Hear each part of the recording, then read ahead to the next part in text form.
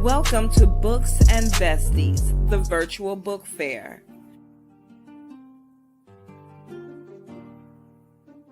Share this link with others and get ready for something awesome.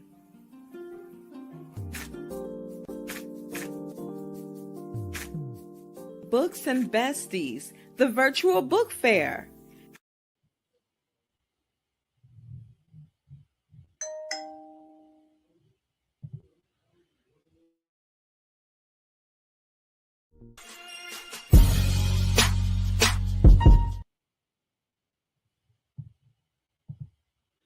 Good morning.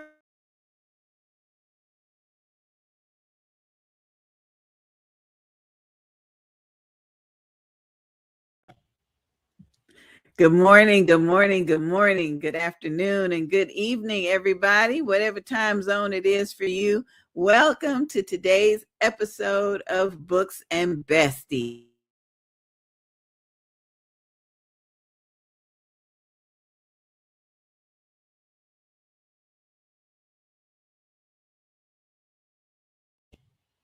I am struggling with my microphone just a little bit, so we're gonna rebuke all that technical issue, and it is not going to affect the rest of the show. I'm claiming it in the name of Jesus. Anyway, I am the Queen Bee, Dr. Angie B. I'm your co-host today, and it is cold in North Florida.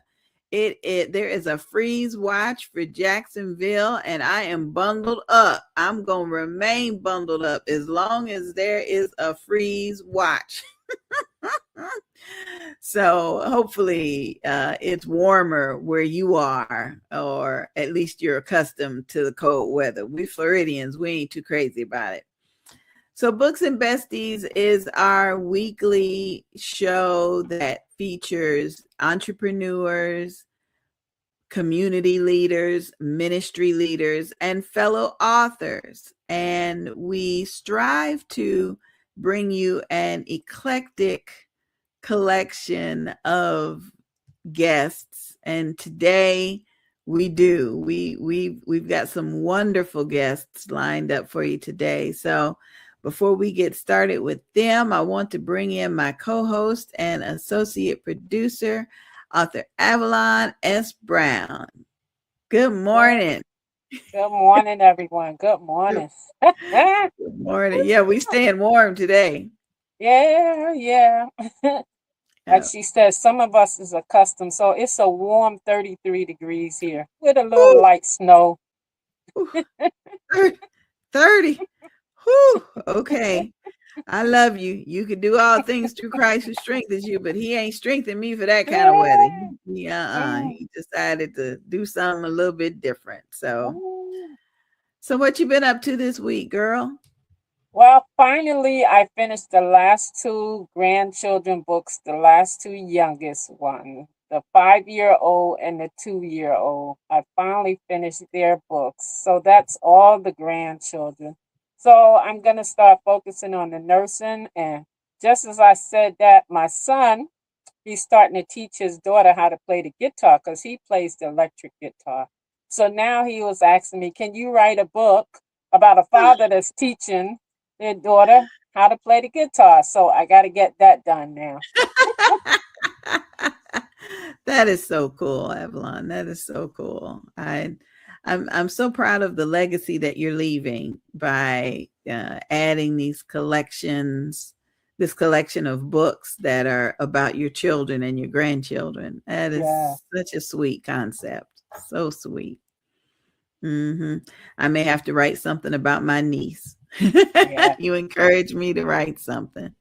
I'm sure it's going to spark up the other two grandchildren, the one that's 14 and 12, because the one that's playing the guitar, she's 12. So, of course, they're going to want a second book, too. I'm pretty sure once they see it. Yep. And you're self-publishing all of your books, correct? Yes, I am. How is that process compared to getting a publisher or paying a publisher? What's your experience been? Well, I've saved a whole lot of money Mhm. And once I looked into the type of publishing companies that I was dealing with, I found out that they're doing the same thing pretty much what I'm doing with self publishing. My thing is, I just have to make sure I have an editor on board, which I do, thanks to Angie B. But, Yeah. with the children books, you don't have to write a whole lot on, because I do a page of words, maybe one sentence or two, and then a picture to go with my sentences. So but my regular books, I'm working on some of those, usually need to go through an editor. So for me, now that I have learned the process, it's not Mhm. hard.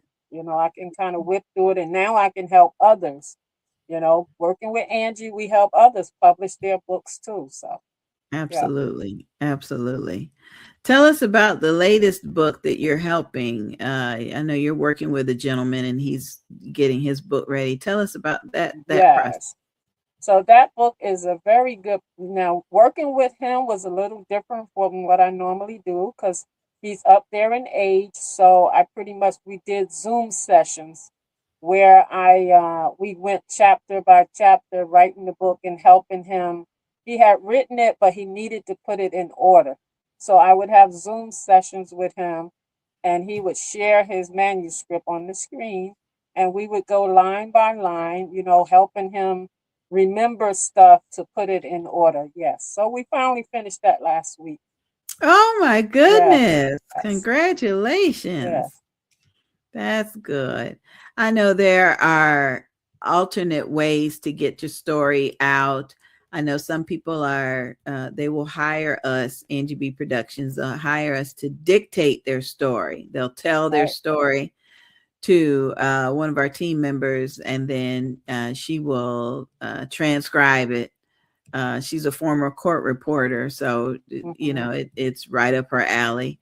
And I know some people are using AI assistants to talk and get Transcribe. their Yes. books written. Yeah, yeah. Mm-hmm. But in every case, you always need a good editor, like you Mm-hmm. said. You definitely do, because AI is only as good as we make it. And Right. right now, we're not making closed captions are, even on TV, closed captions, sometimes they miss it, they mess up. So Mm-hmm. we always need somebody with a dedicated To eye to, proofread. Yes.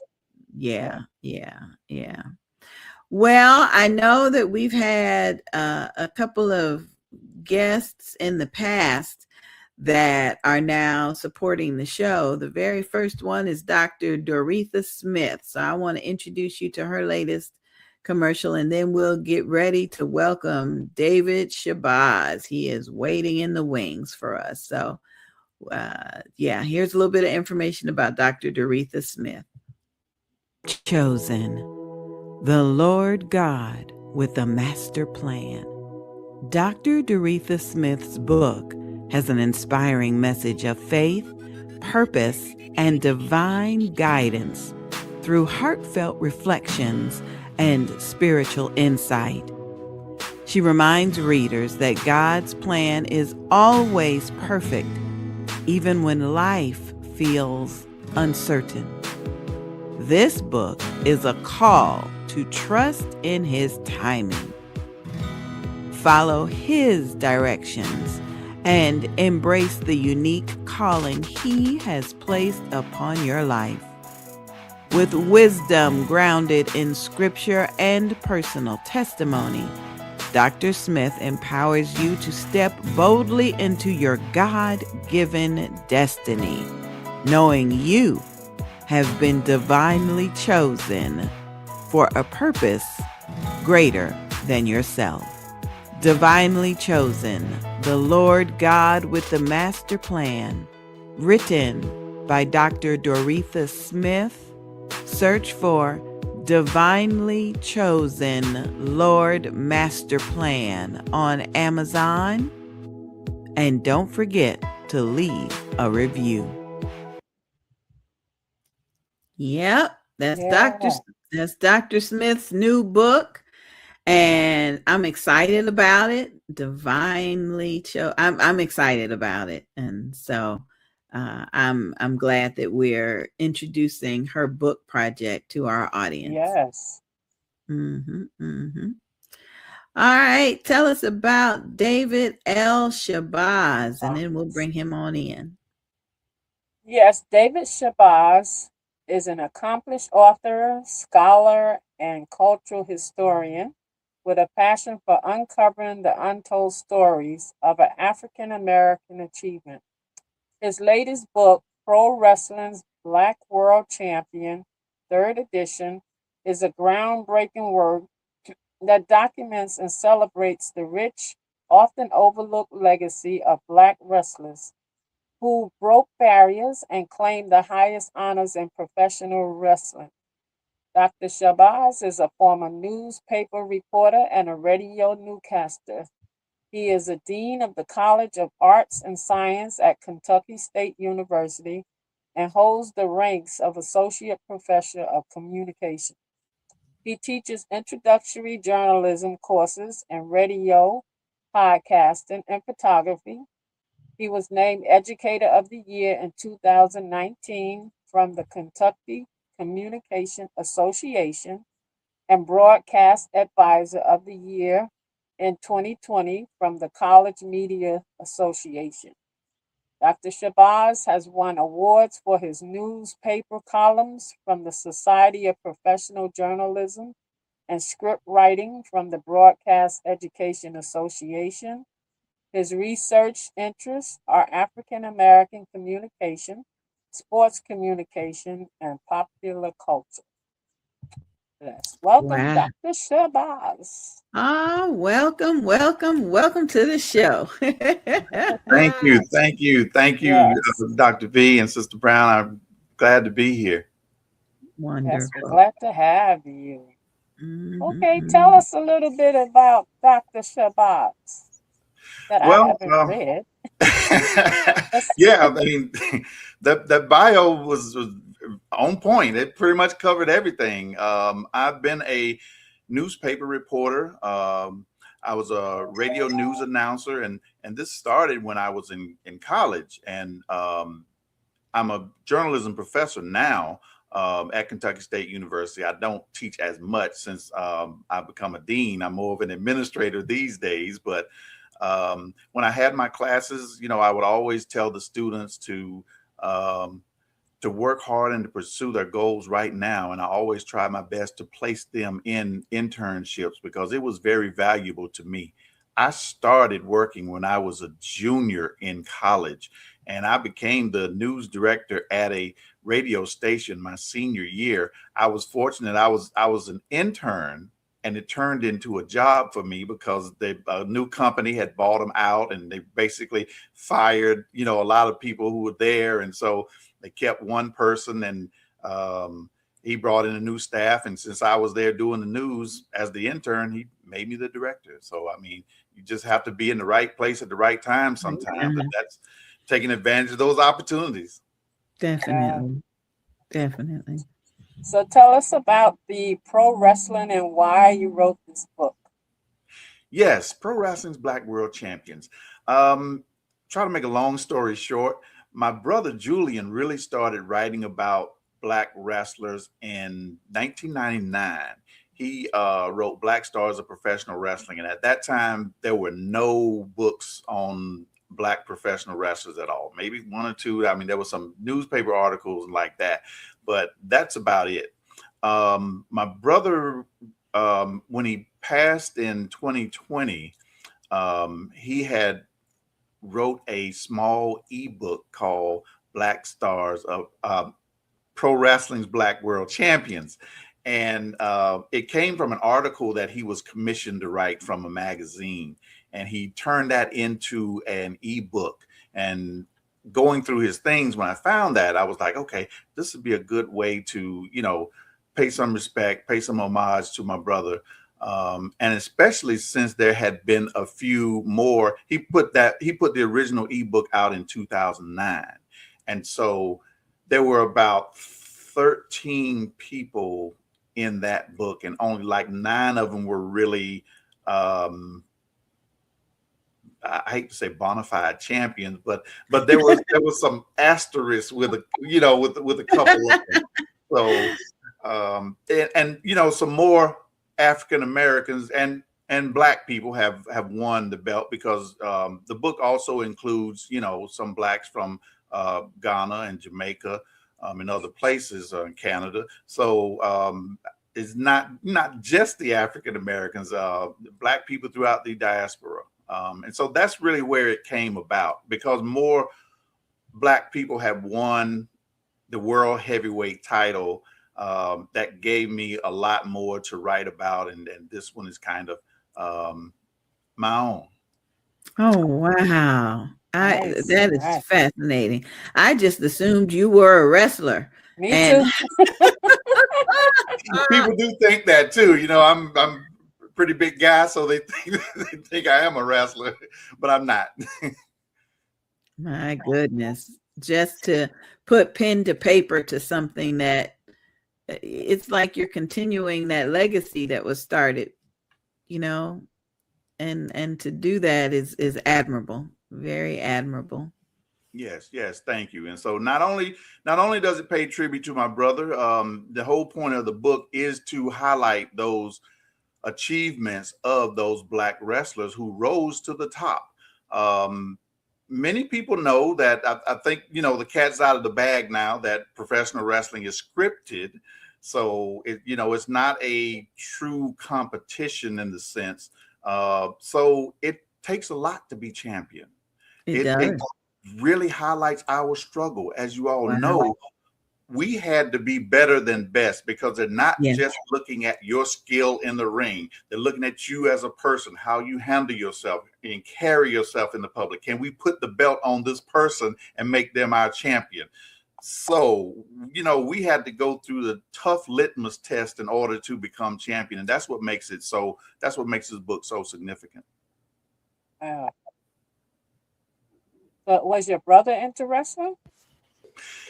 Yes, my whole family was. We grew up as kids watching pro wrestling. You know, when your mom and dad, grandma, everybody is watching wrestling, it's on. So, you know, we grew up watching it. Wow. Fascinating. Fascinating. I've just in the past year started paying attention to wrestling because my daughter and son-in-law watch it, and it's like I know that it's scripted, but it still looks painful. How do they not get hurt?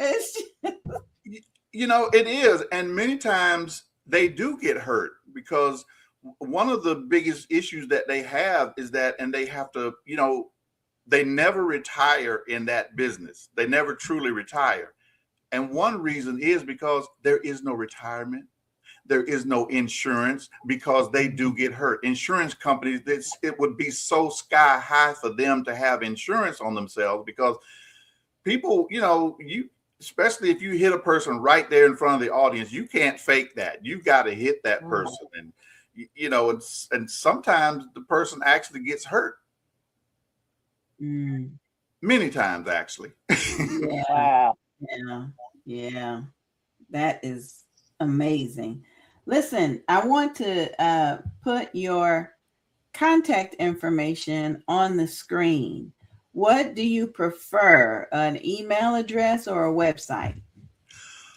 My website, davidlshabazz.com, and from there, my socials are there: Instagram, X, Facebook. They're all linked from my website. And you can put my email address on there as well. That's fine if anybody wants to contact me. I got it. davidlshabazz.com.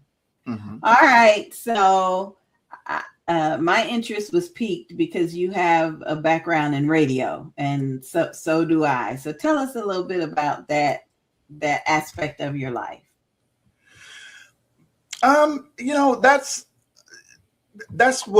was the job that I had in college, and radio was always something that I enjoyed. And the radio classes, I guess, is kind of why when I do teach the podcasting classes, because podcasting is really sort of similar to radio, especially the talk radio. in that role of the news person, I was really more of a news reporter. I was out gathering news and interviewing people, and I had the morning drive, and so that's why it's really not a problem for me to get up now. I know it's tough for college kids, but I mean, I had to. I went to Benedict College for my undergrad in South Carolina. I'm from South Carolina. And so the radio station WKWQ Hot 95 was in Batesburg, Leesville. So I had to be up at 4 o'clock every day to get there for the 5 a.m. broadcast. So as a college student, I was SGA president. I was on the radio in the morning, 4 hours a day. Still finished with a 3.5 the second semester. I made a 4.0 the first one. And Nice, yes. so I think that was great for the workload that I had. And it was just that passionate drive. But yeah, I didn't spin records or anything like that. It was just, I was basically being the news director and the news reporter. Good for you. Good for Yeah. you. Tell So us. this is what you, I'm sorry, go ahead, Andrew. No, go ahead. Go ahead. You're good. No. I was just going to ask them. So this is what you're teaching now? Well, you say you're still just being in administration, or do you still do a little teaching on the side? I teach every now and then. I'm mostly an administrator. I teach like one class every now and then. It'll usually be a podcasting or the photography class. I have taught some introductory classes, just going over basic AP style, getting students to understand, the writing style of a journalist. But that's really about all. What advice would you have for someone who wants to write a book like you did? I mean, you're not a wrestler, but you're writing about it. Most folks that I know write about what they've been through, their tragedies or whatnot. So if someone's watching and they're thinking, hey, I really like baseball or basketball and I want to write a book about it, what advice would you have for them? Know the craft, and study it, because it takes a lot of research, because there are experts out there who really know the field and then know what you're talking about. And, unless it's a first person account where you're just detailing your lived experience, nobody can really question your lived experience, because that's your lived experience. Right. But it still kind of needs to be rooted in the art, the field itself. And that is, you need to use the language of that particular field. Let people know that you actually know what you're talking about. But definitely go for it. I'm self-published. I'm working. I can't really say too much, but I'm working with a professional wrestler right now, and we're working with a major publisher. And so that, and I know you all were talking about that earlier, and that is a lot different. It's good in a sense, because it really relates to a lot of what I have to do at the college when you're writing proposals and writing grants. And those are the kinds of things that you have to do. You can't just sit down and write it when you're writing, because you're trying to sell this to a major publishing company. They don't know what's in your mind. They don't know your ideas. So you're going to have to write out that proposal. And that's really good for even a self-published author. What are your chapters? Who is your audience? Who are you trying to sell this to? What are you trying to do? What's your competition in the field? Where do you plan to market it at? Those are all of the kinds of things that everybody should do, whether you're published by a major author publication or self-publishing. Right. You're right about that. I learned that. Right. I learned that, how to do the query letter and the book proposal. Yeah. Yeah. So I'm working on that now. Right, right. Wonderful news. So Yeah. tell us some more about your family. We know about your brother. Tell us some more about the rest of your family. Um, I grew up two-parent home. I was and it's a shame you kind of have to say something like Say that. that. Yeah. Yeah.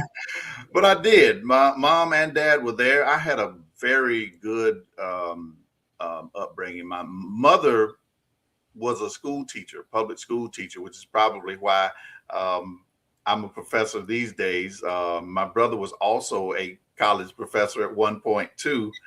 Um, my dad was he would call himself a carpenter by trade. He was just he could build anything with his hands. I mean, so Mm. he was my hero. He could lay bricks. I mean, and other masons and carpenters bragged about the kind of work that he did. I mean, and these were other people in the field who knew it. And so I kind of hate that I didn't have a chance to really get that skill from him before he passed, because mom wanted us to go to college. She didn't want us working menial jobs. So, you know, mom won. So we had to go to college, and which is a wonderful thing too. I mean, I'm really fortunate for that, to get out of um, small town South Carolina, where you basically, if you weren't an athlete, because everybody played ball, but you had to be an athlete to get out of there. And I believe things have changed now, and I don't want to go down a negative road here, but there were administrators at our high school who basically did not push Mm. Americans. Yes. They Yes. wanted you to win while you were playing for them, but they Right. did not help you go on to college or go on to a career Right. anywhere else. They just let you go to work in the cotton mill, and that was it for you. All of Mm. this great talent, they did not help anyone at all. And I hope the people there now are really helping the kids. But you know, again, we were able to get out because I had a mother who was a school teacher, and then she was going to make sure that we get to college. Unlike, you know, a lot of people who don't have parents who went to college, they don't know how to fill out the applications and how to Right. get their children into Mhm. college. Right. So I'm definitely, you know, I feel blessed on that end, because I had a parent who went herself. My mom was a first generation college student, so she understood the trials and the pitfalls and everything I had to go through. Benedict College was where she went, and so she knew that she could get us into the college that she went to. I don't think she really thought that her um, my brother passed before he finished his doctoral degree. Mm. Mm. Uh, I was a little disappointed. I won't say their names, but I was a little disappointed that they did not go ahead and grant him the Mhm. degree, because that wasn't his fault. Mhm. He's there, he's working on it. It wasn't like he had just started the program. He was working on his Right. dissertation. Uh, Wow.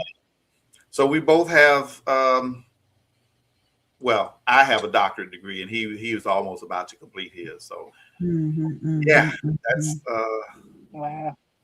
that's me. Nice. That that's important to know, because Yes. Yes. you're right. It's a rarity to be able to say you had two parents in the household. It's a rarity, but it is very encouraging. Um, Hmm. and you know, I know that some parents stay together for the sake of the kids, and some parents sacrifice to be able to send their kids to college, and it I even unfortunately have a young man in my life who feels like he's not mature enough to go to college, and Mm. attending college helps you become mature, and so I hope he's watching today so he can be encouraged that whether you got one parent, two parents, zero parents, college is still, even if you just go 1 year, it opens up your mind to so many more possibilities than high school did. And so that is my prayer for that young man. That's my prayer for him. Yeah. And I thank you for that. And you can give him my email and have him contact me, and I'll do whatever I can to help him get into a college. I'd love for him to come to Kentucky State, but any college that he wants to get into, that's fine. And I'll do everything I can to show him the ropes and how to get in. Hey, amen. Yes. Amen. Yes. Praise the Lord. Yes. Thank you. Thank you. Thank you. Thank you. Well, listen, it is the bottom of our first hour, so we got to play just a couple of little videos. I'm going to put you backstage and then bring you back in and as soon as we get finished, Brother David. Yep. Oh, my goodness. I'm so excited. Yes. Yeah. Okay. So we talk about our individual books, but we've also been publishing anthologies. So this is information about our next anthology. We're going to have to get Brother David involved with this one. I've had wives and I've had friends. We'll be right back, everybody. Had wives and I've had friends. An anthology for women written by the men we are trying to love. Gentlemen, you are cordially invited to become an author by sharing your thoughts and experiences in our anthology. Tell us about your love for sports. Tell us about your love for grooming. Tell us about your love for gaming. Tell us what you want us to know. Submit your bio, headshot, and your story, along with the submission fee of $250. Send it to author Avalon Brown 165 at yahoo.com, or you may send your info to angiebpresents at gmail.com. An anthology for women written by the men we are trying to love. I've had wives and I've had friends. Brought to you by author Avalon S. Brown and me, the Queen Bee, Dr. Angie B. Wake up and turn your Saturday all the way up with Mornings with Angie B. Every Saturday from 8 to 10 a.m. Angie B is bringing you the hottest and newest Christian hip-hop music with a message, beats that bless, and vibes that lift your spirit. Whether you're getting ready for the day or cruising through the weekend, Angie B's got your soundtrack, faith, fire, and flavor. Don't miss Mornings with the Queen Angie B every Saturday, 8 to 10 a.m. on City Worship Radio. Every woman has a room. Every story builds the house. Rooms inside her. An anthology. Rooms Inside Her will be a powerful anthology that explores the deeply personal, yet universally relatable stories of women from all walks of life. Purpose and impact is to celebrate the diverse voices of women and their experiences, regardless of background. Create a community of shared experiences, sparking conversations around identity, womanhood, healing, and triumph. Submission deadline is August 15th, 2025. Submission fee is $250. Send an email to sisterbatten@gmail.com, sisterbatten @gmail.com. Rooms Inside Her.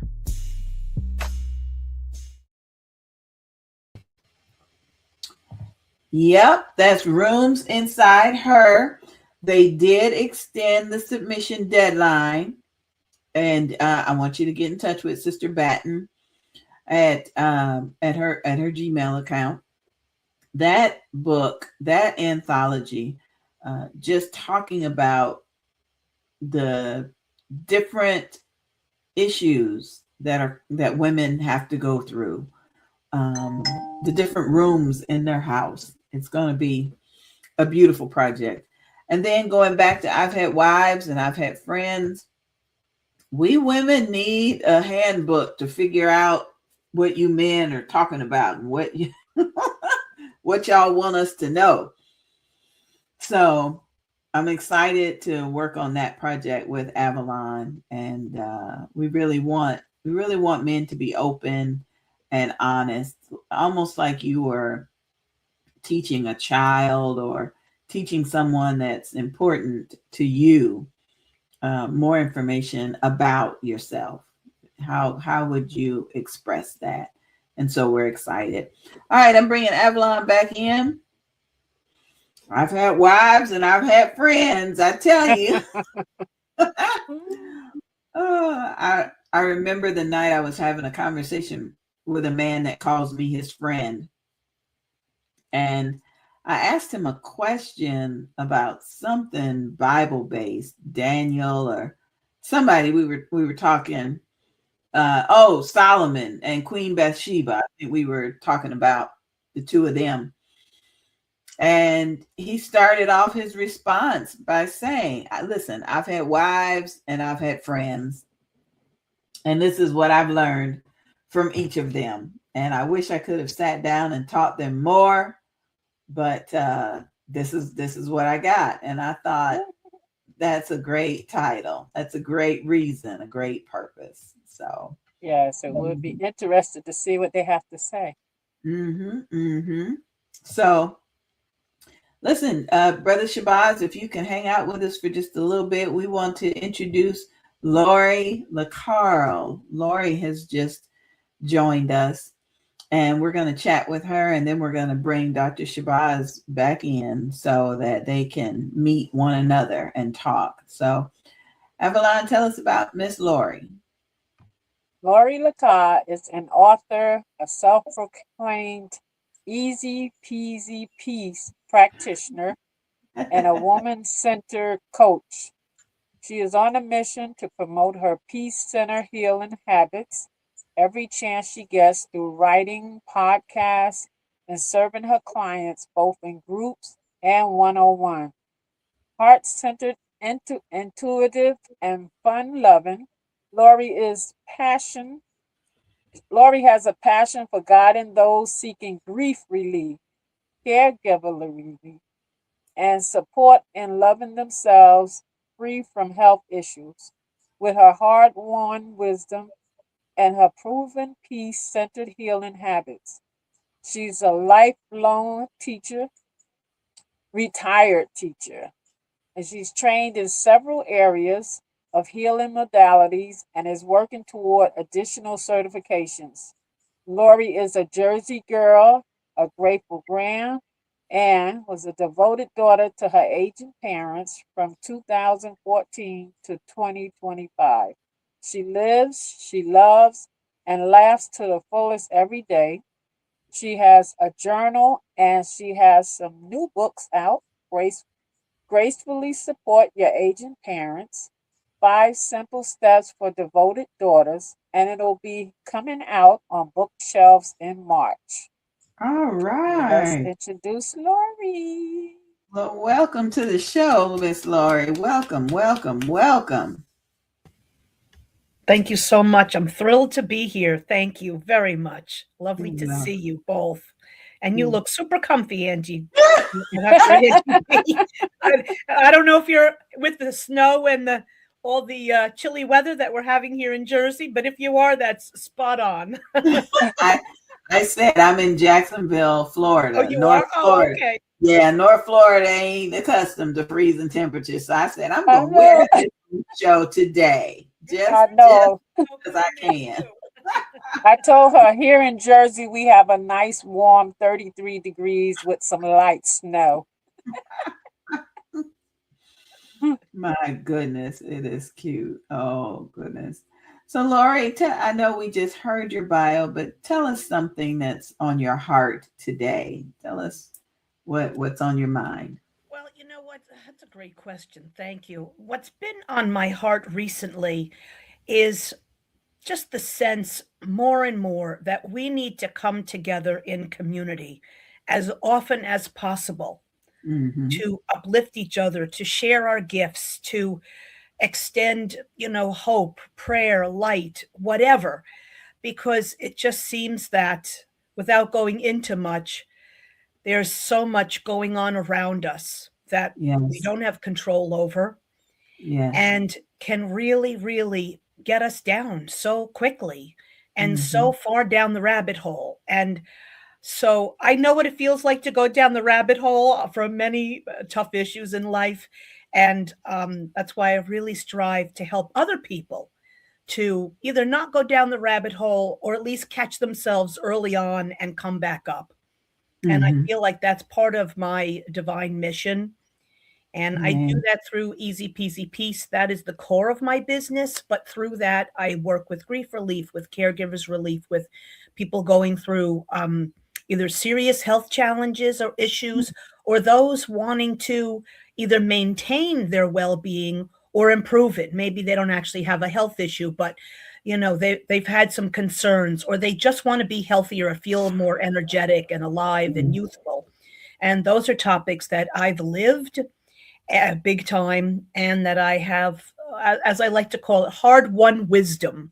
So those are Mm. my tops. And I actually can work with anybody who's looking to increase their peace. I have so many tools, or what I call peace center healing habits, that Mm. work. They either directly can help with healing, or they open the space up for the person to start to heal.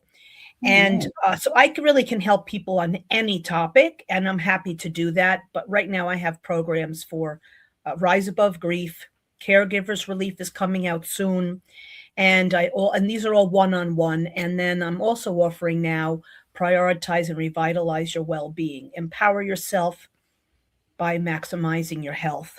So those are Mm. my big ones, but I will do more as I go along. And I'm just loving it. I'm loving the books I'm writing. I'm loving because I just know that they'll help people. You know how it is that, as they say, you turn your mess into a message. And I've had a few big messes, so I've got a few big messages as well. But I can help anybody with anything. So yeah, and I love to do Wonderful. so, obviously. Wonderful. So tell us Mm. about these three new books you have out. Well, it's funny. Some of them I had ready ages ago, and they all just ended up coming out at once. I had to keep getting after my publisher to get moving. But this is one actually that people can get for free on a Kindle version today and tomorrow. Zen in 5 to 10. Raise your vibe in minutes. Quiet your mind, lift your spirit, and ease into peace. So that's free today and tomorrow. I love this because I picked out the cover. The publisher did the font and whatnot, but I fell in love with this starfish because I feel like the starfish says it all. Talk about relaxing and Yeah. peaceful and, and just loving life. So I love that cover. And then grief relief, as you know, I was on your show prior for this grief relief. 3 healing habits for dealing with loss, and that's been out. That's my longest running book at this point. And then I have a journal that came out. Like I said, 3 books came out at the same time, right before Christmas. Easy Mm. Peasy Peace, the journal. This has prompts and affirmations and quotes and lots of writing space. And the inside is nice because it has the clouds and whatnot, like the cover does. So the publisher did a really nice job on that. And then the third one, I don't have a visual for, but it looks just like the Easy Peasy Peace journal. It's 100 affirmations on Mm. peace, and it's sold separately, but it's an accompaniment to the journal, and it's all about peace or related to peace. So yeah, and I like author Avalon mentioned, I have gracefully support your aging parents. 5 simple steps for devoted daughters, which will be out in about 2 months, maybe sooner, but just to be on the safe side, I'll say 2 months. So, Mm. yeah. And I've got a lot more. I'm going to write a couple of books about the health stuff, because I really had to speak up a lot, say no to, some of the things that the doctors thought I needed, which I knew I weren't right for me, from my body, and so on. And yeah, so, and there's other things too. I'm going to write more caregiver relief books, and more actually grief relief books too, to be honest. I've got so many, and I keep getting all these divine downloads. Oh, do this, do that, whether it's programs or books or whatever. So I've, let's just say I've got enough to keep me busy for quite a while. Wonderful, wonderful, Yes, wonderful. yes. Well, I know Avalon has more questions, but let me do this. I want to put your contact information up on the screen. Oh, that would be great. So Thank would you. you prefer a website or an email? Which one? Let's do an email, yes, because this way people can get directly to me. And Okay. if they decide, now the Zen in 5 to 10 book is the Kindle version is free this weekend. But if somebody decides to buy the Easy Peasy Peace Journal, I'm offering a complimentary monthly journaling circle. So that's why I think it's better to give the email, because then they just need to email me, show me that they've bought the journal, and I'll invite them to the monthly journaling circle, which will be complimentary, of course. So yeah, Okay. so it's service@LoriLaCarl.com. LORILECARL. No, it's LORI. LECARL.com. Right, but the Lori is LORI. I know a lot of people like to spell it with an A. Okay, But, yep, look, perfect. just You got it. I got it. Okay, that's good. Thank Got you it, so got it. much. That's perfect. Mhm. And for anything, if they have any questions or whatever, if they want to get on my email list, they can let me know through that as well. I have a couple of free gifts too. So yeah, I like to give a lot Okay. of stuff for free as well, because I just, the whole idea is to just help as many people as possible. So. All right. Well, we want to introduce you to our first guest for the day, David Shabazz. We're going to bring him in, so that way the two of you can meet, say hi. Hello. How are you, David? Nice to see you and meet you. My pleasure. Likewise. Nice to meet you as well. I was enjoying listening to you. Thank you. Mhm. I look forward to hearing what you have to say, for sure. Right. Sister Lori, you're working with a publisher. Tell us how that came about. Well, I've been on her email list for many years, but I wasn't looking to be an author. Not even sure how I ended up on her list, but all of a sudden, when I started having these really serious things, I thought, what I'm doing to help myself can help so many people. And that's what started me on with any kind of idea about writing, because that was definitely not on my radar or even my desire. So I reached out to her, and so she's a writing coach, but she also has a publishing company, and she's just amazing. She offers free writing parties during the week, and lots of paid programs, of course, but she offers a lot of good deals and whatnot. And that's how I got started. So, yeah. Okay. I tell you, some of those email lists, they may not be applicable today. Exactly. But if you stay on the list long enough, it may be something that can help you. Yeah, that's right. Maybe something there. All right, Avalon, I didn't mean to step on your toes. Go ahead. No, I'm just listening and enjoying. But in reading your bio, I know the last time you were here, there was nothing about a podcast. Are you starting a podcast, or you have a podcast now? I did create it, actually. Yes, it's Zen in 5 to 10. And I'm waiting for the publisher, because he's got to do his piece with it and get it up and running. But yes, I did record it's a 6-series podcast. And then I'll just do other podcasts. The way I was taught how to do them was pre-recording and doing like 6 or maybe 8 at a time, and then just making them all available at once. So yeah, so that will come out, and I'm really looking forward to that. That's a good idea. Because I have fallen in love with the binge concept of a TV show, where it's all It's all there. I just got to keep binge watching. Exactly. Yeah. I Yes, don't know that's how how we I would. was. I don't know I'm sorry. how we used to wait a week for the next episode to come out. It just so that's a Well, great and this, idea. yeah, well, this one's going to be short because it's Zen in 5 to 10, meaning, raise your vibe in 5 to 10 minutes. So the podcast will be short. Not my other ones may not be short like that, but I thought let's stick with the theme and just have them be short as well. So, people are overloaded with information too. So that's why even though I'm a retired teacher and I have the gift of gab, I try to keep it short because, first of all, I just feel like people are so busy. We're so distracted. There's just so much going on in our lives, and there's so much information that I try to just get to the meat of it. What can be most valuable and most helpful and supportive at any given moment, and I try to remember that. Got to give some shout outs to Dr. Smith Little. Good morning, good afternoon, good evening. Hello, Doc. It's good to have you join us today.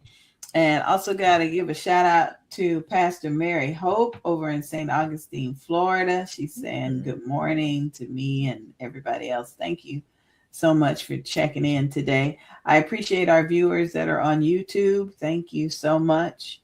And I am truly grateful that you've joined us on today's episode of Books and Besties. I appreciate that. All right, got a couple of questions that have come through, and I want to be sure I've got them correct. Dr. Shabazz, can you give us some tips on promoting your book? How are you promoting your book? Well, one of the one of the main ways that I promote is by doing podcasts and doing television and radio interviews like this one. I also make appearances. I go to book festivals, and that's really great to be in person where you can meet the audience and sign autographs. That's really that's just, it just gives you a good special feeling when you're there because to meet those people and some of them have never even read the book before, but they've heard about it and they like the conversation that we have and they end up buying the book. So, I mean, it's just that bonding with the audience, I think, is one of the best ways of selling books. But I also advertise as well. I think it's also important to there's really no such thing as just a pure organic. You just put it out and it's all of a sudden takes off. No, you have to either promote through socials or by advertising like the big major publishing houses do. I mean, so it's not this illusion of things going viral. They don't just happen on its own like that. Right. Now, it could, depending on a well-crafted message that you put out. So it's definitely possible. But those are the ways that I promote. I do advertise. I'm on radio and television podcasts and the book festivals, number one. Yeah. Go out to festivals. Yeah. Yeah. I sell more books at book festivals than I do online. So I get it. Yeah. Lori, same question. How are you promoting your books and what advice would you have for someone else? Well, I have about 3,000 people in my community that are on my email list, and I use Facebook, and I'm exploring other avenues. The writing coach slash publisher just started this month, actually, taking turns promoting the books that come through her publishing company. So that was a new wrinkle. Actually, that just happened this past week, and I was very pleased with the results. So I'll be having her advertise another book for me next month. But, that's a great question. I would love more ideas on it. And the book festivals, I'll have to find out how to get involved with that because that sounds like a whole lot of fun. Like David said, to chat with people. And I'm so excited about the books and all the ways they can help that it would be great to really see people, chat with them face to face. Yeah. New Jersey have quite a few since we're not far from each Really? other. So New Jersey, yeah, look online. I will Mm. check it out. Thank you. It sounds great. It sounds like a lot of fun. And I have to brag on a friend of mine, Donna Gray Banks. She is celebrating her 15th year of bringing the Fresh Book Festival to Daytona Beach, Florida. It takes place in January. This year is the last weekend of the month. I've got to get myself together because I'm gonna be a vendor. But it is the largest book festival in the state of Florida, and so she has 30 or 40 of us in a gymnasium. It is wonderful networking and selling books too, but there it's a weekend, and so it kicks off with a film festival, basically teaching us how to get our book into a short film or a movie. Oh, wow. And we get to watch some movies of people that have done just that. So we've got the film festival on Thursday, and then Friday and Saturday we've got the book festival. And FRESH is an acronym for fiction, romance, erotica, spirituality, and health.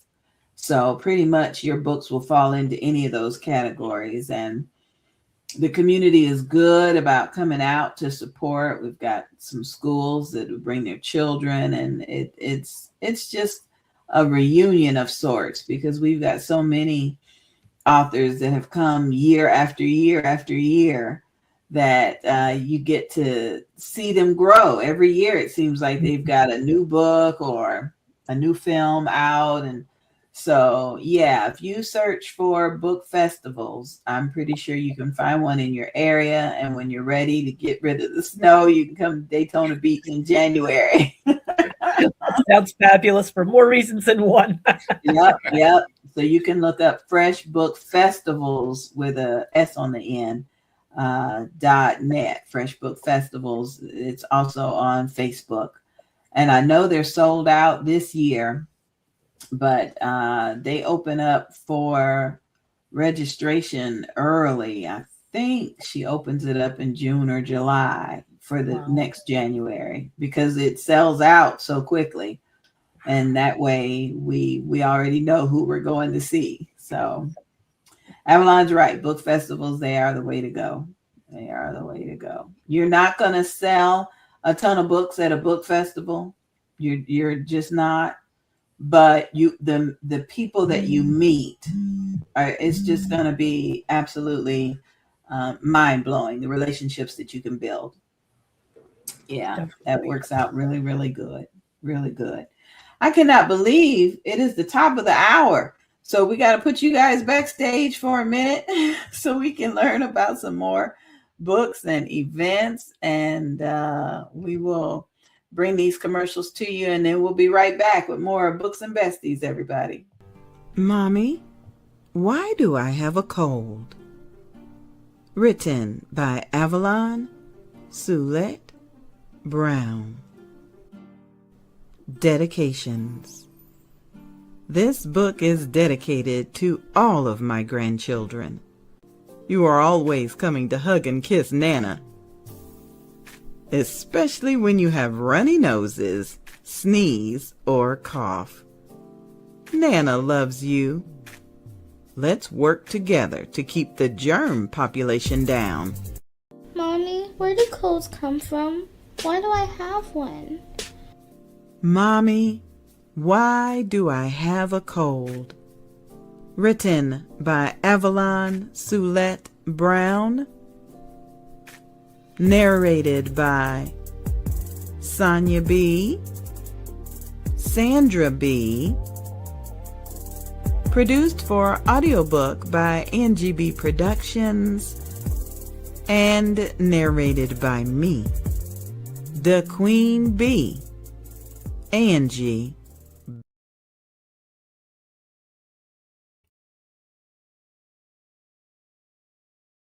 Living with anxiety and depression can feel like you're drowning. Come join a tribe that will help you press through parenthood and life. Maternal Matters Favored mmfavored.org. We can help you put the pieces together. Audiobooks, flyers, commercials, and more. Angie B Productions on Facebook. Thrilled to talk about the production of audiobooks. I tell you, there are so many authors that don't even consider offering their book as an audiobook. And you're basically saying that everybody has to understand your written book just because you don't want to provide it in other languages to benefit those that maybe cannot comprehend English as their first language. Dyslexia can cause people to avoid reading a book. So Angie B Productions, we pride ourselves in producing great audiobooks that not only will reach the ears of those that need to hear it, but will also reach the hearts. We've had people that have purchased the audiobook first and then went back and purchased the printed book. It helps to build literacy. And so Angie B Productions is absolutely thrilled to produce audiobooks for you. Just get in touch with us. We'll give you a quote. You can send your information to evangelistangieb@gmail.com, or you can always send a text to 407-914-6519. That's 407-914-6519. And we'll definitely get you a quote. I got one more little video that I want to show you. I know it's early. People aren't even thinking about September, but I'm thinking about Alopecia Awareness Month. I got my hood on because it gets cold up top. But I want to introduce our upcoming event for alopecia awareness. 10th annual Bold, Beautiful, and Bald Beauty Bazaar Fashion Show. Saturday, September 19th, 2026, at the Hampton Inn, Jacksonville Beach, located at 1515 1st Street North, Jacksonville Beach, Florida. Donation is only $10. Call 407-914-6519 for vendor and admission information. The 10th annual Bold, Beautiful, and Bald Beauty Bazaar Fashion Show. Don't miss it. Don't miss it. Don't miss it. Don't want you to miss the Bold, Beautiful, and Bald Beauty Bazaar Fashion Show. It is a weekend retreat. It kicks off Friday with the all-white photo shoot. We continue on with Saturday for the fashion show, and now we've added another special event Saturday night. You keep watching Books and Besties every Saturday morning at 11 o'clock, and we will be debuting information right here on the show. So it's time to bring Avalon back on stage. Hey, girl. Hey. Yeah. I'm learning this so much. information. Yes, learning so much. Sister Lori, we're going to bring you back in because we've got another question for you, and then Dr. Shabazz will bring you in as well. Sister Lori, can you talk more about the Zen concept, the Zen concept, and how is that incorporated into your books? It's a great question. Well, I did some research on what people consider Zen, because I know I had my own idea of it, but I did some research on it, and it pretty much reflected what I was already believing it to be. And that's really just a state where you can accept what's going on, be in a place of peace about it, be open to divine guidance and divine wisdom. And yeah, just coming from a place of peace and getting back there. I mean, that's what my book is about, is, getting back to that when you lose it.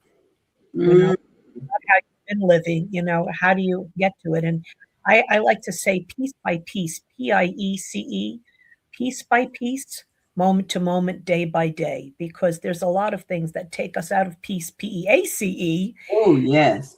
I feel like, particularly in the times we're living in at the moment, not for nothing, it's just so easy to get knocked out of it. And so it's just really a continuous practice of, what do I want to experience?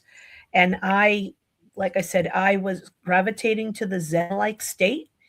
And so that's why I felt I would write the book in that way. So, but basically, it's just about coming from a place of peace and returning to it, accepting what is. We don't have to like it. We don't have to agree with it.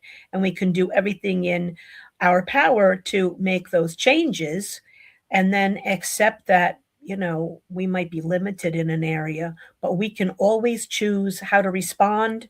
We can choose whether we let it continue to get us down, or we can choose to uplift ourselves and let go of whatever parts of it we can let go of, even if we can't let go of the whole thing, especially if we're involved in it.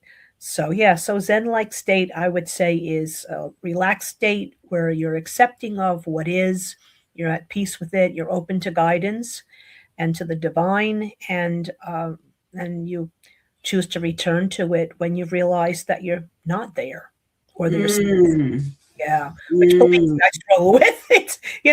I don't, say any of this thinking that I'm, a master at it. It's just, I have all these tools that can help people, and sometimes I forget. Sometimes I get stuck in that, whatever it is, disturbing of my peace, and I forget to use my tools too. I mean, so it's a great reminder for everybody, including myself.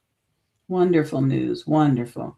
We're going to bring back Dr. Shabazz. Hey, glad you're back. Hey, I'm glad to be back.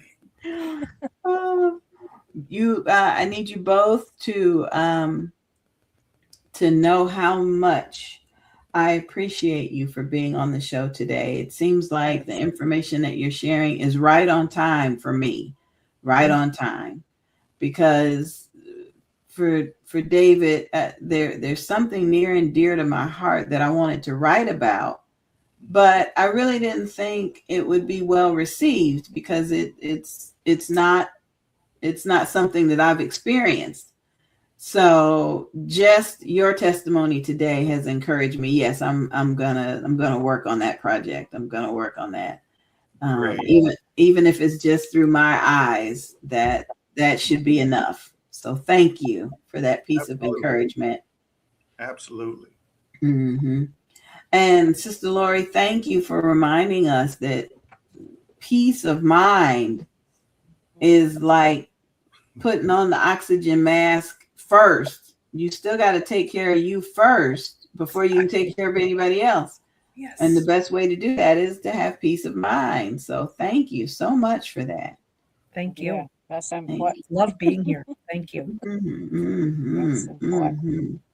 So, Lori, is like part of your teaching, when you're coaching people about grief and losing your peace. I mean, is there a part in there to show them or have them recognize when before it happens, someone that's going to come and cause you to lose your peace, for them to be able to cut it off before it happens? Wow, that's a great question. That is not a part of it at this moment. It's, but I will definitely do some thinking on that and see what I come up with. I promote how to discover early on, to notice right away when something's heading in a direction that somebody doesn't like, and different things that they can do to head that off and so on. But Yeah, I would say for that, that's just intuition, how tuned in somebody is to their intuition.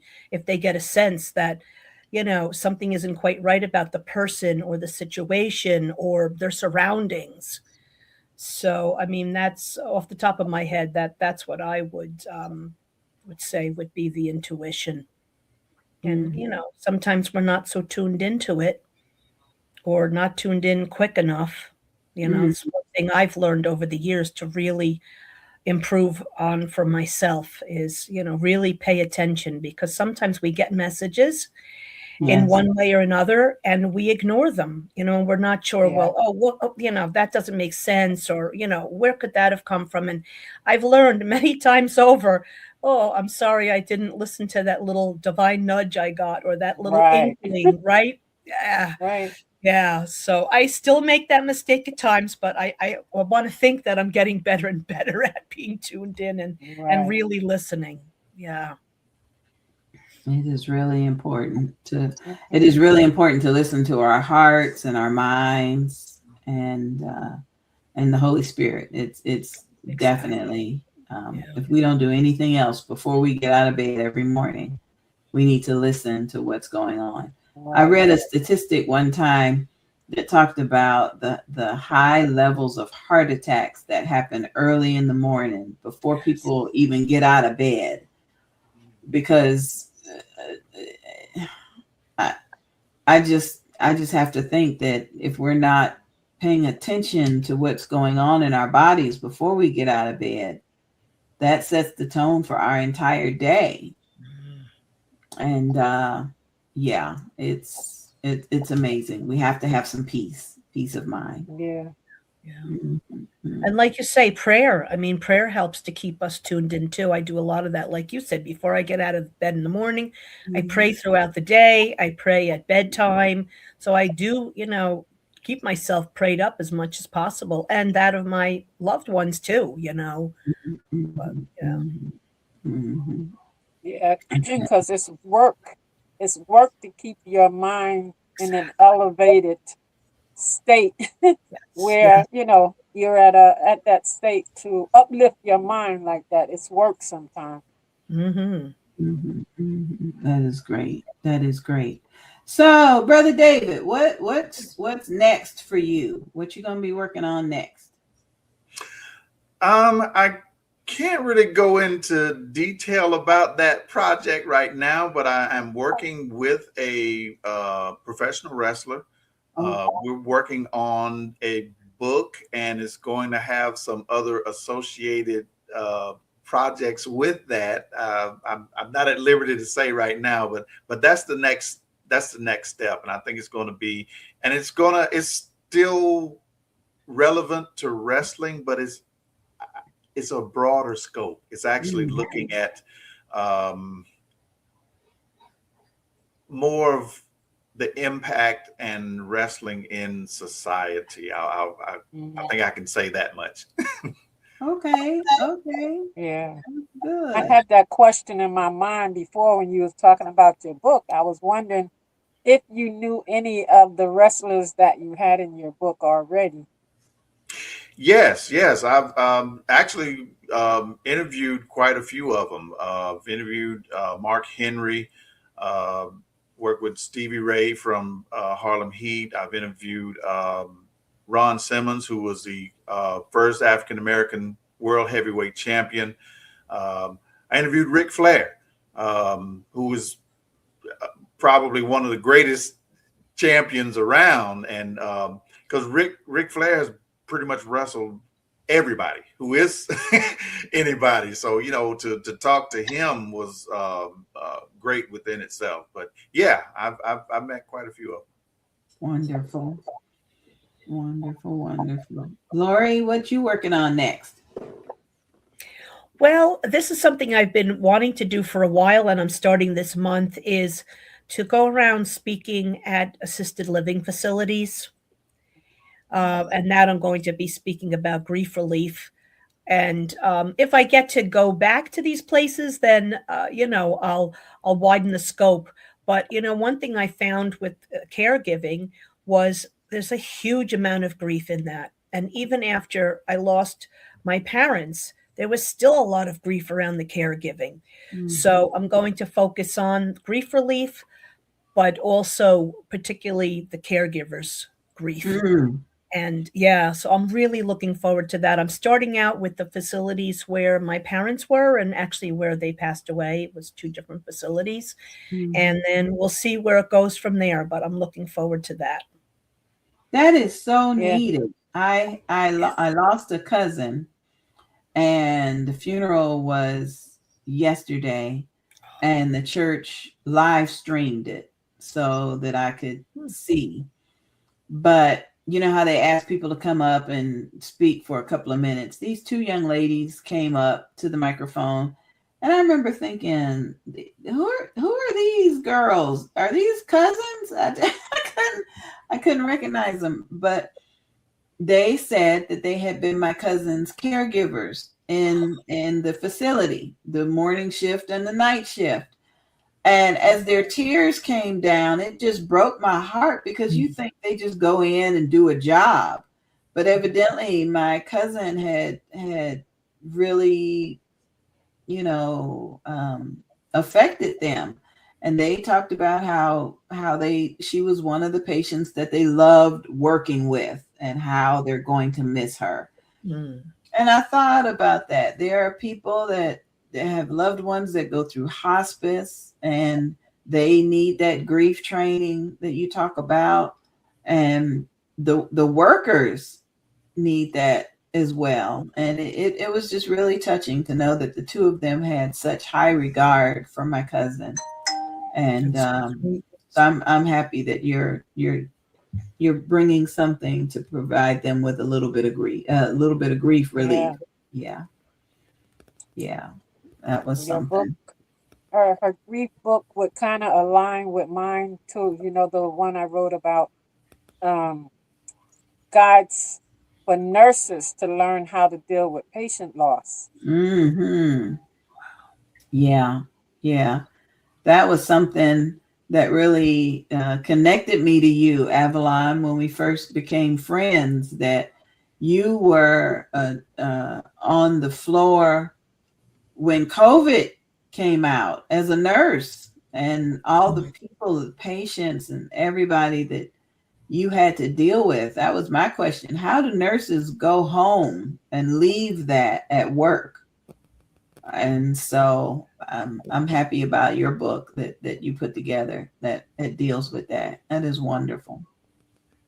Yeah, well, my grief relief book is for anybody that's dealing Hmm. with the loss. But yes, Yeah. that is a part of it for sure. Hmm. Hmm.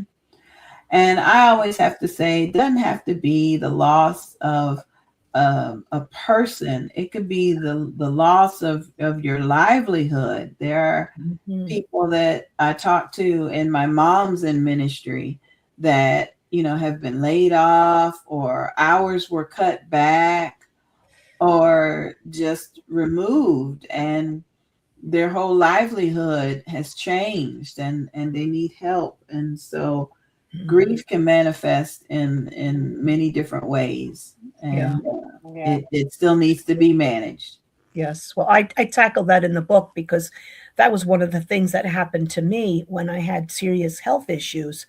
I had to step away from my job, and I always say my job was such a joy, and I Oh, stepped away from it.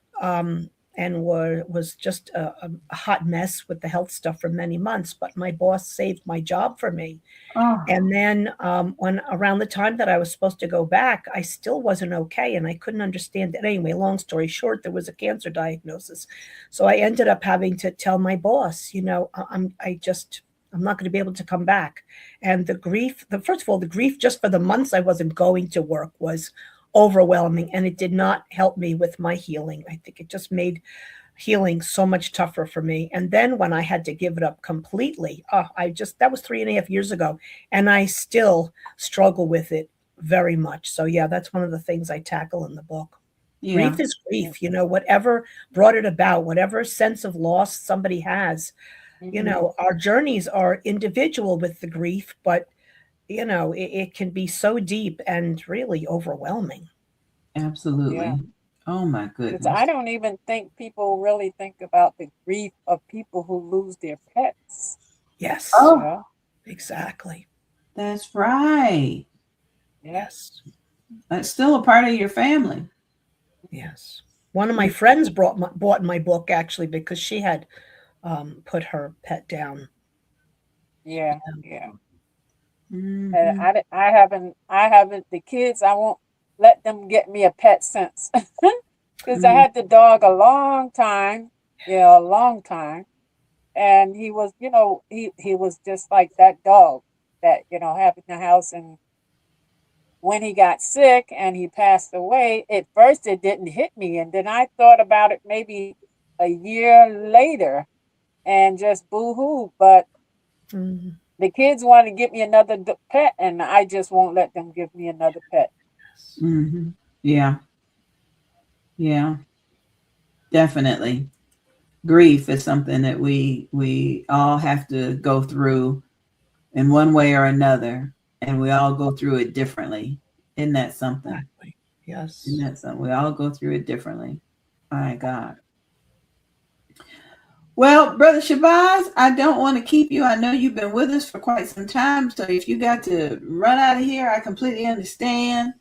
I appreciate you for sharing so much of your heart with us. Thank you so much. And Yes, thank you. I do appreciate being on here, and the podcast has just been excellent and very professional. I really appreciate it, and thank you all for having me on here so much. It's been wonderful. no problem, no problem. So we'll put you backstage, and if you have to skedaddle, we understand. But if you can stick around just a little bit, we generally try to do something on the show that helps other authors. We really, really try to help them as best we can to learn about self-publishing, finding a publisher, hiring a publisher, and the essentials. And we've got a video called The Necessity of Editing, and we'd like to play that now. So, Lori, we're going to put you backstage as well and have you enjoy this video. And we'll be back with more of Books and Besties in just a bit, everybody. The necessity of editing. Hello, my name is Sonia, and I am a professional content editor. The difference between a proofreader and a content editor, as I have just recently learned, is care. A proofreader, though still respecting the boundaries of punctuation, which are very important, often will not clean up the statements that you have looped together and presented as a periodical. A content editor will read, proofread, punctuate, and clean up your content as necessary. Both are crucial, especially if you are nervous about your English skills. Today, I would like to talk to you a little bit about the necessity of editing. I am the type of person that catches the error before seeing the content. One of my biggest gripes is seeing an error on an obituary. What? Oh my goodness, these are the last words that anyone will ever read about you. Even in grief, spell check still works.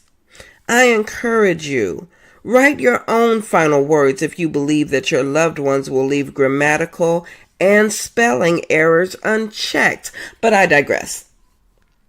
In this time of artificial intelligence, I have found that our God-given intelligence has disappeared.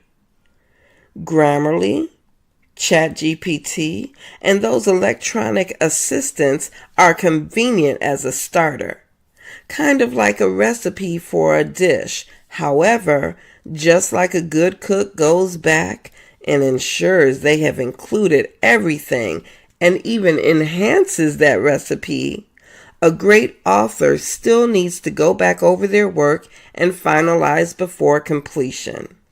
If you do not want to do that, I implore you to hire someone that will. A fresh eye makes a world of difference. The written word often shapes a picture of the author by the reader. When synonyms are used interchangeably, adverbs are tossed about incorrectly, and punctuation is just doing its own thing, an avid reader will lose interest in the plot and grow tired of making corrections in their head.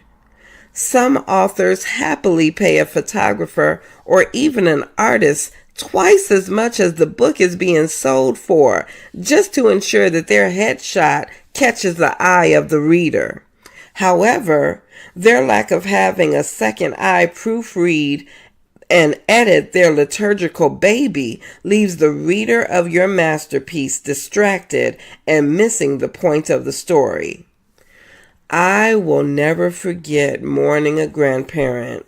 These arrangements of hers were taken over by a distant relative who was believed to be capable of handling this huge responsibility of presenting this decades-old life in a single 5x7 page. The misspellings of names, cities, and even occupations brought new tears to my eyes. Not only were some of these facts able to be easily researched, but the lack of care and concern before this final complimentary life story went to print was appalling. The necessity of editing is clear. I equate reading a book to watching a movie. However, you're able to place it on hold with a bookmark versus a streaming remote. Unlike a movie, the pause is controlled by your reader, not by the electronic device that allots you a full 3 minutes to pause your television stream, then return to the last spot that you were watching. A reader has the opportunity to turn the page or close the chapter, both literally and figuratively. No one wants to wade through a run-on yap session on a paper that left a dangling participle leading into a paragraph that begins, "The nectar day." What? Whose nectar? What day? Just like that, you've lost the attention of your reader. Sure, they may come back only to run into a new scenario that begins with two people speaking without proper identification, properly identified punctuation, and then this turns your reader's moment in time mental escape into a deep pondering chore, i.e., work. The AI assistants care nothing about punctuation. Their job is to lay out their opinion of what you'd like to hear and read, and your plight is to build on it while an editor's delight is to clean it up for the reader. The joy of a content editor is to take your raw thoughts, words, and emotion from babble to brilliance, from wondering to wonderful, from an unfinished read to a page-turning pleasure. Friends and family are excited that you have decided to delve into this new chapter, pun intended, of your life. So criticism about your incorrect usage of your versus your won't be shared with you. However, your audiobook narrator will find themselves starting over and over again, potentially losing that new reader joy that's expressed in their voice. It's gone, and so is the listening. In conclusion, nurture your book as one would anything born from their loins. Create, spell check, give it to your hired content editor.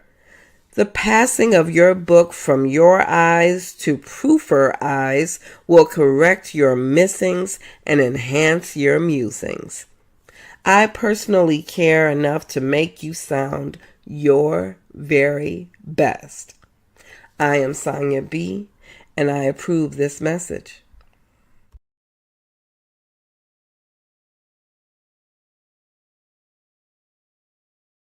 We can help you put the pieces together. Audiobooks, flyers, commercials, and more. NGB Productions on Facebook. Chosen. The Lord God with a Master Plan. Dr. Doretha Smith's book has an inspiring message of faith, purpose, and divine guidance through heartfelt reflections and spiritual insight. She reminds readers that God's plan is always perfect, even when life feels uncertain. This book is a call to trust in His timing, follow His directions, and embrace the unique calling He has placed upon your life. With wisdom grounded in Scripture and personal testimony, Dr. Smith empowers you to step boldly into your God-given destiny, knowing you have been divinely chosen for a purpose greater than yourself. Divinely Chosen, the Lord God with the Master Plan, written by Dr. Doretha Smith. Search for Divinely Chosen Lord Master Plan on Amazon. And don't forget to leave a review.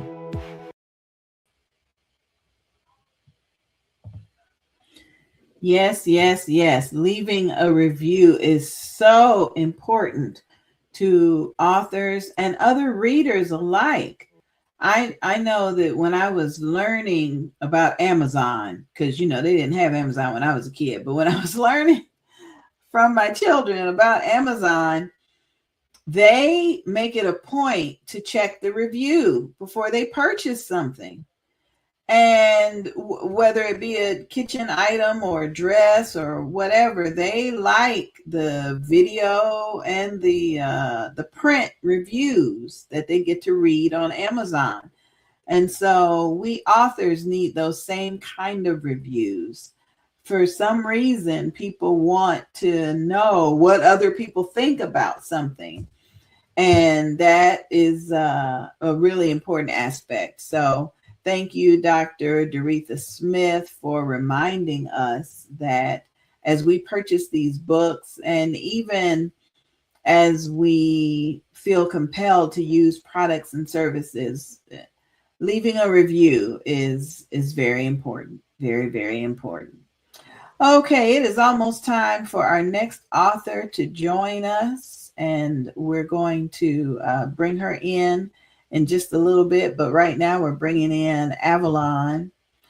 Avalon, Yes. I got a question for Miss Lori, but I'm not sure how to ask her. It just came across my text message, and I don't know. So I think we're going to bring Miss Lori in, and I'm going to ask her this challenging question.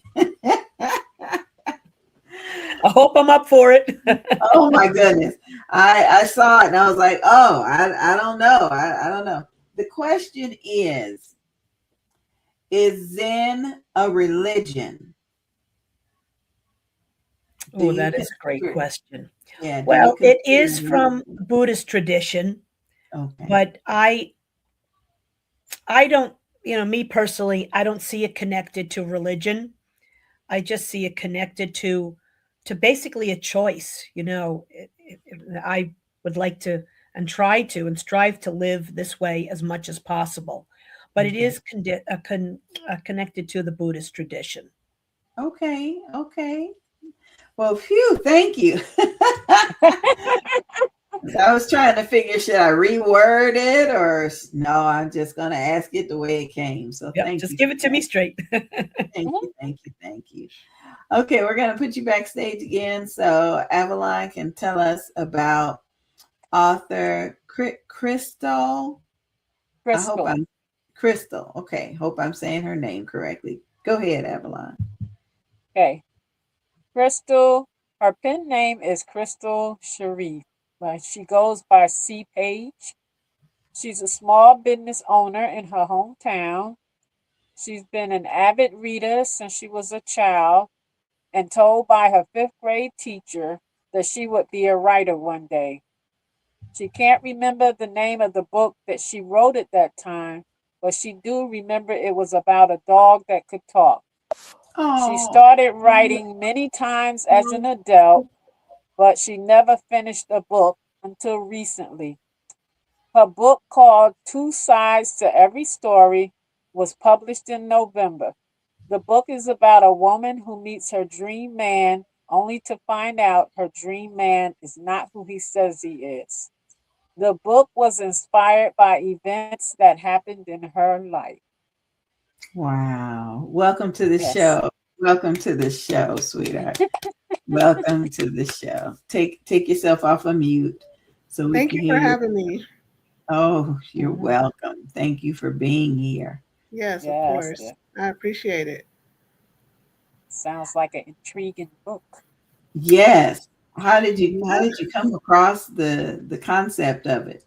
Um, Honestly, so I when I first started writing it, it wasn't I didn't have like any really um anything in mind of where I was even going with it because when I write, it's like basically the story just I start with maybe one sentence, one paragraph, and then it just flows from there. So I Mm, really had no clue where I was going with it because I don't do outlines. I just write from my head. So but as I finished it and I started reading through it and everything, I was like, wow, okay, so this really has a lot to do with you and the things that that I've been through personally. But I wasn't looking at it like that when I was writing it. I was just kind of going with the flow. Um, so the book it's has a lot of drama. Um, Things from jealousy, childhood trauma, um, people ignoring red flags, a lot of things that I do sometimes. so um, mm, there's a lot really about just life and love and relationships. Um, and it's really like for my first book, I'm super proud of it. Um, it's getting it out there is a little trying as a self-published author, but I'm hoping that people will start to pick it up, read it, and just see that. Um, I'm hoping, anyways, that my story inspires other people, especially people that have been through a lot in their life, as far as like um, misuse. They People take their kindness for weakness and take advantage of them and things like that. yes, So yes, I'm hoping that this story, Two Sides to Every Story, will inspire other people. You have absolutely. the book. You have the book I with you. do. I do. I have the book. It looks like this. Move it over a So, little bit. Two Sides to Every Story. I don't know. I didn't put a picture of myself on there, but that's the back. And that's the front. Looks like that. That's a thick book. That looks like a Yeah, Bible. Look at all them yeah. pages in the book. You have Yeah, a lot to tell. it's like almost 200 pages, but Oh, and I there will be a part two, so Wow, there's I more to tell, probably huh? yeah, I probably could have kept going, but I was like maybe I'll do like a cliffhanger and then I'll do the second part of it. Mhm. okay. So Okay. yeah. Listen, I want to put your contact information up on the screen. Do you Okay. prefer an email or a website? Email. Okay, tell me what it is. It is Page, so Page, the letter Mhm. C as in cat. So page C dot company and company spelled out at gmail.com. Okay, I think I got it. Think I got it. There you are. All right, that's good. That's good. Tell us about the the time it took. How did you so many people think that they're so busy they can't sit down and write a book. How did you find the time to write almost 200 pages? Um, so it takes time because I feel like I'm I'll write a few things and then I'm off to do something else, and then I'll come back and I'll write some more, and then I'll get on Facebook or something, and then I'll go back to writing. Um, I want to say it took me approximately 6 months to write it, and that was probably with a 2 month break where I wasn't really writing anything because I just sometimes just lose focus. So I think it just depends on the person, and with my schedule, I do have more time to sit down and write. So, if you're a busy person, I think maybe the best thing that you can do is set aside a certain time. Like I'm going to write for an hour today, or I'm going to write for 30 minutes today, whatever works for you, and make sure that you actually do that.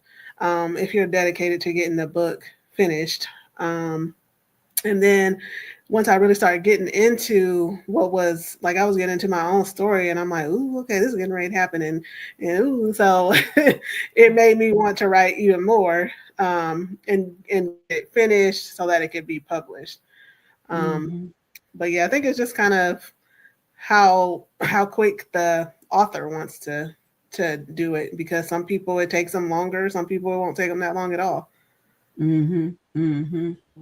Okay. You've Yeah. encouraged me. An hour a day. Yeah. Yeah. We Yeah. can do And that. sometimes it was just like at night in bed, I couldn't go to sleep, so I would just write. And then by the time I was finished, I would be sleeping, and then I would just go straight to sleep. So All right. yeah. With feelings of accomplishment. That's good. Yes. Yes. That's good. Yeah. That's good. We want to bring Sister Lori in so that you can meet her. Okay. She's our guest from earlier today. Up in Hello. You're in New Jersey, right, Lori? Nice to meet you. Yes, I am. Nice to meet you too. And Crystal, where are you based? What city? I am in Mansfield, Ohio. Not a lot of people know where Mansfield is, but it's a small town between Cleveland and Columbus, Ohio. I know exactly where Mansfield is. My best friend in college was raised in Mansfield. Okay, cool. Last name is Gavand, Givand, and okay. I got a chance to spend some time in Mansfield and Loudonville, Ohio. Yeah, it's not a lot, but it's home. So yes, that's wonderful, wonderful, wonderful.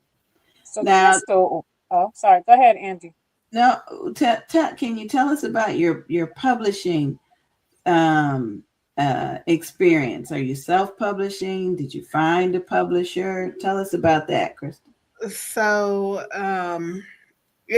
I did self-publish, but I did use a place called Book Fuel that I just basically found online. I hate to say it, but when I do my next book, I'm just gonna self-publish, like actually myself. I have the guidelines. I'm a part of all these different Facebook groups that has advice for you, and how you can go about doing it yourself, because I spent a lot for me. So I spent a lot to get the book published with Book Fuel. And while they were very helpful, I didn't have to like have all the beta readers and all that different stuff, because Book Fuel did that part. But for me, next time I'm just going to go the self-publishing route, unless I can find a traditional publisher. It's a very tricky process for sure. When you're first starting out and you really don't know what you're doing, a lot of people are just excited. I want to get this done and I want to get it out there so people can see it. But I think doing your research first is it's recommended. Yeah. I talk to brand new authors all the time, and the first thing they want to do is give me an autographed copy of their book. And I tell them, please don't do that. Not that I'm not interested in reading your book, but you paid for that book and you Right. need to get that money back. You're Right. you're an entrepreneur now. You got to buy wholesale and sell at retail. And you've got to keep track of that. We know you spent good money just to get it in your hands. Right. So just send me the PDF, and it's okay if it's not autographed. I know it's from you and came from your heart, but that is a really big aspect of becoming an author, because you're automatically becoming an entrepreneur. You have invested your money from your light bill, your gas bill, your water bill, your phone bill. You invested good money into getting this book published. And so you don't need to just give it away. You really don't need to. If it's going to be for a birthday gift or Christmas gift, that's something different, because you want to invest in yourself in terms of gift giving. But Right. just to give something away, no, you're right about that. Yeah, it's it can be, it's time consuming, so it's taking your your money and value that way, and then plus actual financial dollar bills. So it's a lot. Absolutely. Absolutely. Go ahead, Avalon. I got more No, I questions. Go ahead. no, I see she mentioned about a small business owner. I was curious about her business. What type Okay. of business do you have? I am a daycare provider here in my hometown. It's a small daycare. It's called Lorene's Little Learners Child Care, and it's named after my maternal grandma. So my grandmother, she had maybe 14 or 15 kids, and I don't Woo. know how many grandchildren and great grandchildren. But when I was growing up, me and my cousins were always at her house, and she loved kids. So I thought it would be an honor to name the daycare after her. She passed away when I was 16. We were really close. So I named the daycare after her, and I have about 37 kids right now. So I've been doing that for 9 years. Love it, and it gives me the flexibility to do other things. So that's why I said, for me, I have more time to write, because I have staff that are there to help me, so I'm able to do other things. But yeah, it's wonderful. I love it. Good for you. Good for Thank you. you. Daycare. Yes. We can't get enough of daycare, I tell you. Yeah. We can't get enough of them. Kids got to go somewhere, Right. Right. Right.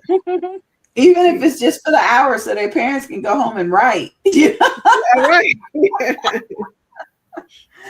Oh, Exactly. yeah. And speaking of that, Dr. Doretha Smith said that was very good advice, to take some time each day to write. So thank Okay. you for sharing Thank that. you. Thank you for sharing that. Absolutely. Yes, no problem at all. I, Yeah, it's I, just, oh, go what ahead. do you want people to glean from reading your book? Um, the biggest thing that I want people to just think about when they're reading my book is, and like I said, especially if you've been a person like me in relationships where they may not be the best for you. Um, just look and pay attention to who you're really dealing with. Mm, Everything that, the saying, everything that glitters is not gold. And when you get that feeling inside of you, and those red flags pop up, Don't just say, well, it's okay. Maybe it's just a coincidence, or maybe it's this, or maybe it's that. But listen to yourself, and like, just um, don't be so much for someone else that you forget about yourself. And also that it's okay. It's okay to leave, no matter how long you may have been in that situation. It could be 5 months, 5 years. And a lot of times people are like, "Wow, I invested so much, and I don't want to let this relationship go because, um, I put so much time into it, so much of my even money just from gifts and all that different stuff, and I don't want to let this relationship go." But you see, this relationship really is not going anywhere. That there's that Right. nagging feeling inside of you that Right. it's okay to leave and live your life for yourself. So Mm-hmm. that's the biggest thing I would like for people to get out of it. That's beautiful. That's beautiful. It puts me in the Yes, mindset of attending college. You attend college and you're investing your time and your money and your energy, but at a certain point, you need to leave. You need to. Right, right, So maybe that relationship that you've invested was just a learning pad. Don't exactly. don't Yes, stay in it just because. Yeah, right, right. yeah, that is Yeah, and it, incredible. it, it hits more. I think it hits way more people than we realize. And a lot. The other thing is, a lot of people say, "Oh, I feel so dumb, and I feel stupid that I held on for that long." But it's not that you're dumb or that you're stupid. A lot of times, just to put it plainly, you've been tricked. So you thought that someone was a certain type of way, but in the heart that you have, you probably were like, oh, I love this person, but that may have never been the person from the beginning. So no, you weren't dumb. No, you're not stupid, and it's okay. Things happen in life, but you don't have to stay somewhere where you're not valued or you're not getting what you need from that person. Right, right. I yeah, had a divorce attorney tell me that the person you're divorcing is not the person that you married. Very So true. yeah, yeah. And then you want to contact Lori for information on grief because that's a loss. That's a Yes, it is. yeah. hmm It's a huge Mm-hmm. loss. hmm Mm-hmm. And that's why sometimes people go back. Yeah, yeah. Trying to fill that gap. Fill Hmm. that. Yeah. Mm-hmm. Yeah. Yeah. It's Thank better you. than, they'll say it's better than finding somebody new and going through the whole situation again. I may as well just go back to what I was doing. Mm-hmm. So you see it a lot. Sure do. Sure do. Thank you for sharing. Thank You're you for very welcome. opening and thank you for letting us know about your book. I'm getting text messages from a couple of people that say she'll be getting an email from me. Yeah, awesome. Yeah, sounds wonderful. Lori, do you have any closing comments before we let you go for the day? Anything that we may have missed asking you? I can't think of anything. I thought it was very thorough, and I tried to give, detailed answers. So I just want to say thank you so much. It's just such a delight to be here, and I thank you. And yeah, I just wanted to say when I was talking before, because I don't want people to think I'm all about the money, because that's just not me. But obviously, I need to make a living too. But when I mentioned that my writing coach had promoted my book this month and I did well, I offered the book for free, like I am today.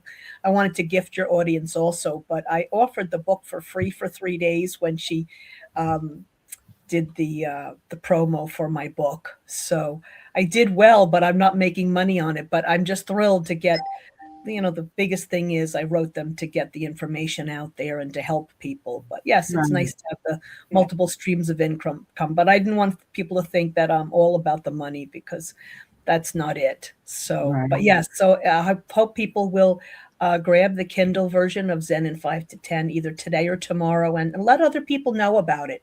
They're short books. I write short books, so I try to make them short and impactful. So, and I thank you. It's a delight to be Yes. here and to hear everybody else's story. And I wish the other authors and all of you well, and peace beyond all understanding for all of us Amen. and our Amen. loved ones. And Amen. around the world, around the country and around the world. Peace, peace, peace. Thank you, Lori. We appreciate Thank you. you. Thank you for being our I guest. appreciate you as well. Thank you. Crystal, thank you. Yes. Thank Thank you. so much. Do you have any closing thoughts or ideas that you want our audience to know about? I don't think so. I just want to thank you guys and say it was an honor to be on your show. I really appreciate the opportunity, and just thank you. Oh, you're You're welcome, welcome. dear. You're welcome. Thank you so much for being here. And we'll be in touch. We've got a lot of work to do, and we want to do it together. So we'll be in Yes, touch. ma'am. Okay, sounds great. It was nice to meet you both. You Thank you. too. Thank you for accepting. Yes. All Yes. right. Thank So, you. Happy New Year. Happy New Year to you. Bye-bye. Thank you. Oh, that was wonderful. Oh, yes. Yes. Yeah. Mhm. Got some good advice about writing a little bit every day. Got some good advice about processing grief, and Yeah. got some good advice today about writing about a topic that you may not be physically or mentally into, but Connected something to. that Yes. inspired you. Yeah, that was good. Yes. That was good. And then we have Angela that is waiting backstage. Do we have Angela? yeah, do we have another guest, or maybe she's just hanging out to listen? Maybe she's Angela. just hanging out. Okay, I don't that's have good. an Angie on my list. Okay, that's good to know, because the show is just about over, and I hope I didn't miss her.